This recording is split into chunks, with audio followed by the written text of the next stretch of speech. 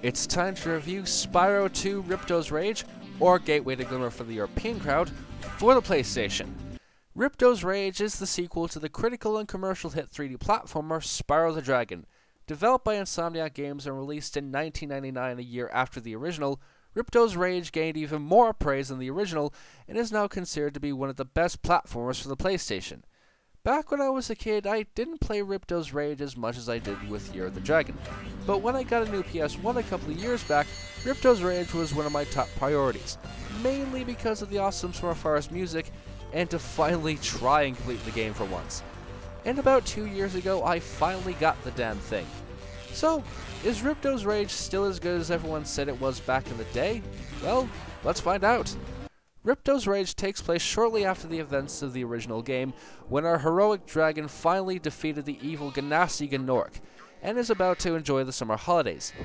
But unfortunately, the summer holidays in the Dragon Worlds are about as pleasant as those over here in Ireland, with nothing but rain, a few sheep, and more bloody rain. In an attempt to get away from the shite weather, Spyro and his dragonfly friend Sparks decide to go to the lovely Dragon Shores for a break and take the pole to get there. However, they end up not in Dragon Shores, but instead a strange new world known as Avalar, which is currently being taken over by the evil Ripto and his dinosaur henchmen Crush and Gulp. Spyro was accidentally summoned in an attempt to get the dragon, which Ripto hates, into Avalar in order to stop him, but things got a bit mixed up. However, Spyro still decides to help out the people of Avalar by defeating Ripto and stopping his reign of terror. And then he'll go to Dragon Shores. And all before lunchtime too. Like the original game, Ripto's Rage is a 3D platformer where the objective is to explore large worlds, complete jobs and missions given to you by the locals of each world, and collect several objects, which I'll get onto in a minute. The X button jumps, so you can glide by pressing and holding X while in the air. Square charges at enemies, circle breathes fire, and triangle allows you to look around the world fully, while L1 and R1 turn the camera around left and right. In each world, there are 3 important collectibles to obtain. Firstly, gems. Colorful little diamonds that can be obtained nearly everywhere and are used to buy new abilities or access new routes from Avalar's resident conman moneybags.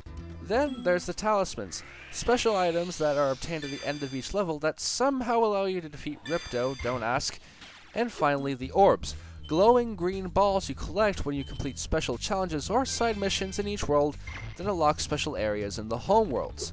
Speaking of which, the home worlds are where you can access the actual levels of the game by going through magic portals.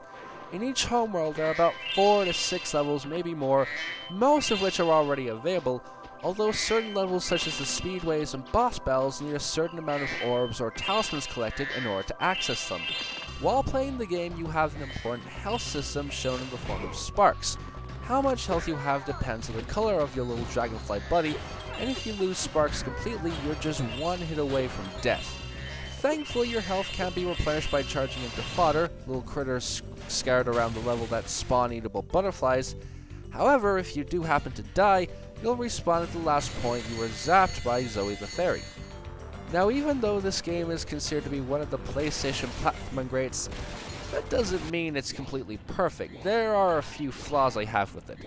First of all, some of the challenges seen throughout the game can get quite bloody annoying, where you have to accomplish certain tasks that are a heck of a lot harder than they should be it flying missions with some control problems, reactionary sections that test your reflexes to the point of absurdity, and more. There are quite a few challenges out there that'll drive gamers, young and inexperienced ones in particular, insane. And occasionally the gameplay can become a bit tedious, with the formula of each level becoming predictable after a while, which especially hurts the last few levels, which, while not bad, I think they're just average. I just don't think they're as good as the rest of the game, and strangely enough, they kind of set up the feeling that Insomniac was running out of ideas with the Spyro character, which would eventually become pretty major in Year of the Dragon. And that's pretty much all I have to say about the game's flaws. No, really, I'm surprised myself. I can't even think of anything else to say about this game that's actually bad. But at the very least, it means I can get on to what I like about the game, of which there is a lot. First of all, the graphics, like the original game, are bright, colorful, cartoony graphics that suit the lighthearted atmosphere of the worlds you explore. In fact, they're even better than the original, since the enemies actually look like they've had more than 5 minutes in the graphical department, the worlds have more detail to them, and it seems that Insomniac got to improve on their tech, since there are actually NPCs in each level, also meaning that the worlds are no longer empty or isolated out of the original. In addition to that, the music composed by Stuart Copeland is my downright favorite soundtrack in the original trilogy, with many genres represented, tons of memorable tunes and melodies, and they overall fit with the tone of each world, and heck, there are even a few very awe-inspiring songs in the homeworlds. Speaking of that, the homeworlds are some of my favorite hub areas in all of gaming, with many places to explore, all sorts of secrets and items to discover, and the aforementioned magical songs for each homeworld that really make these places as beautiful as they are. Actually, a lot of the time in this review, I've brought up the atmosphere and tone of the game, so I guess I should address it up front. I really like it. It's a kid-friendly, light-hearted kind of game that feels a lot like many old cartoons and games from the 90s, with simple but effective characters and a fair share of funny humor, but it's also got quite a bit of epicness put into it, as shown through the really damn awesome intense boss battles, especially the last one, which, while I'm not going to spoil it, is very, very damn cool. As well as that, the gameplay's quite fun. It's easy to get into for inexperienced and younger gamers, but there's enough compelling elements to keep older players going through the game, with many challenges to complete, tons of items to collect, and much more. Unlike the first game, there's also a genuine sense of progression, where you feel like your character actually becomes stronger throughout the game, as shown with the many upgrades you can get, which I think makes the game a bit more memorable than it already was.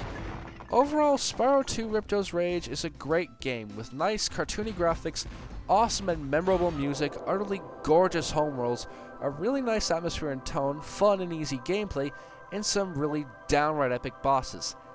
However, some of the challenges are quite annoying and the gameplay will occasionally become tedious to play through. Even despite this, if you're a fan of Spyro or 3D platformers, have a bit of nostalgia, and you happen to own any PlayStation console, I recommend you get this little gem of a platformer. No pun intended. I give this game a rating of very good. A great game with only a few problems holding it back. Now, I'm Father Dugan 8000, and I hope you enjoyed this review. Till we meet again, have a great day, y'all!